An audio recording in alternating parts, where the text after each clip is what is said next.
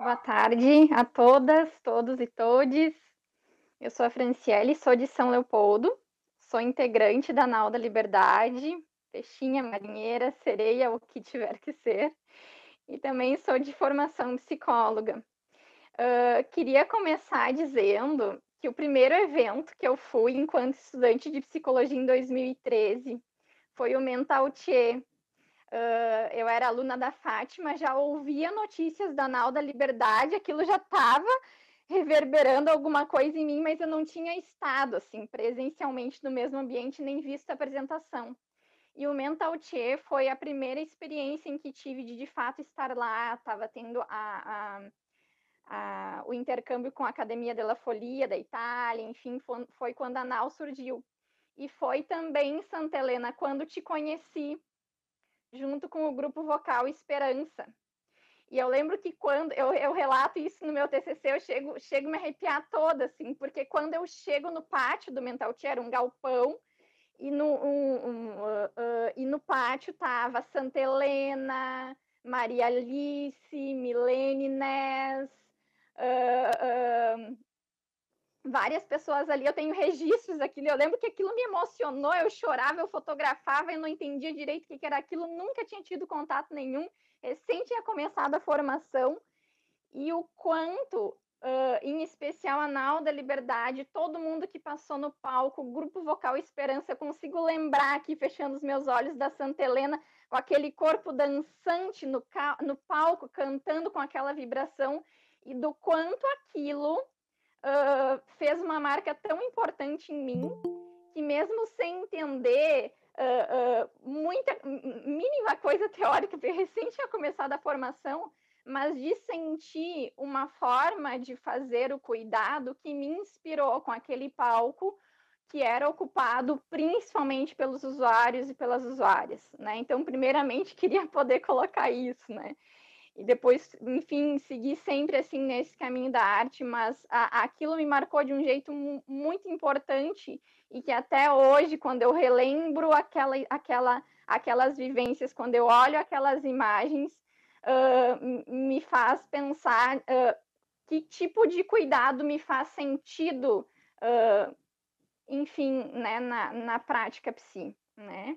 Enfim, depois me aproximei mais da Nau da Liberdade e me identifiquei muito com o que a Ana falou sobre, às vezes, a impossibilidade de narrar assim, a sua história, porque a gente fala que o ator ele surge, né, quando muitas vezes as palavras por si só não dão conta, né? Aquele espaço fechado do serviço, aquelas quatro paredes de um consultório, às vezes todo branco, num serviço de saúde, não dão conta para aquilo que o usuário tem, né? Para aquilo que o usuário precisa expressar. E a dureza dessa institucionalização endurece também o corpo, né? Que muitas vezes chega ali numa rigidez curvado, né? Que a gente diz que vai desencurvando, que vai daqui a pouco estar saltitando naquele palco, né?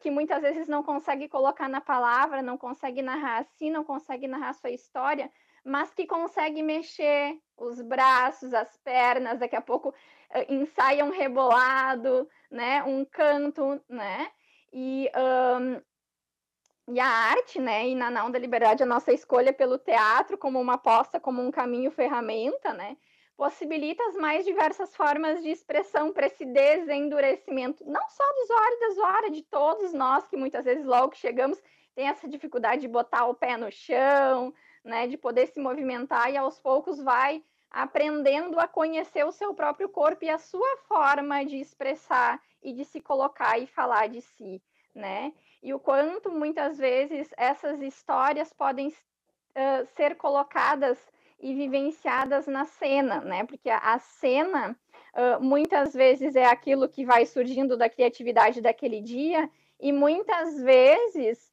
são as histórias trazidas e compartilhadas ali que vive uma outra coisa.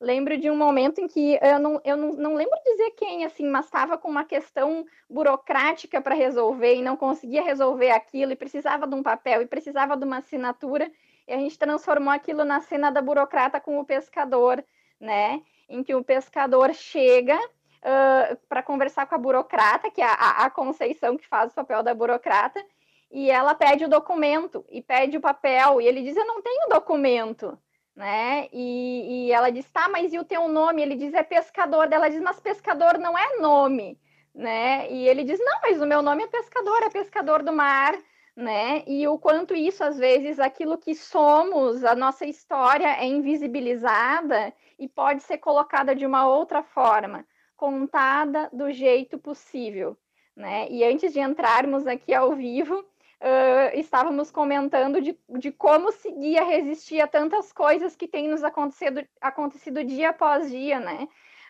Eu ouvi de novo ali o nosso clipe do Quero Meu Direito de Enlouquecer e fiquei pensando nessas últimas semanas quantos casos vieram a públicos de pessoas morrendo, inclusive, por formas de descuidado, né, nos serviços que deveriam acolher um sujeito em crise, né?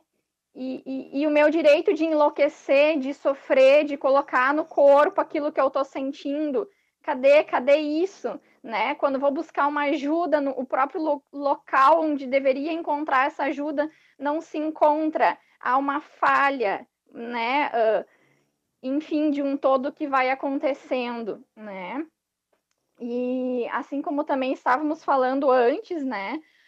A pandemia chegou, como que nós, saltitantes, corpos saltitantes em cima de um palco, vamos lidar com isso, né? E o quanto a gente pode também, sempre dentro do possível, encontrando formas de estar juntos, né? A gente sempre dizia que os afetos, eles não tinham como se afastar, né? Isso, às vezes, até mesmo daquilo que a gente vai colocando nesse quadradinho, que a gente vai chegando mais perto e mais perto e mais perto, que é quase como tu conseguir tocar o outro. E muitas vezes poder colocar isso na palavra: eu não tô contigo, mas nesse momento, se eu tivesse, te daria um abraço.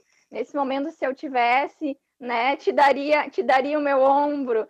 E como que a gente pode encontrar, né, dentro da pandemia, hoje no grupo temos pessoas que já estão podendo ter esse contato mais físico presencial e outros ainda não, e como que a gente vai construindo isso, né? Eu acho que a arte vai possibilitando, e o quanto a gente pode dizer enquanto grupo perante aos trabalhos que fomos fazendo, para poder dizer daquilo, sempre encontrando uma forma para poder expressar aquilo que a gente vai sentindo.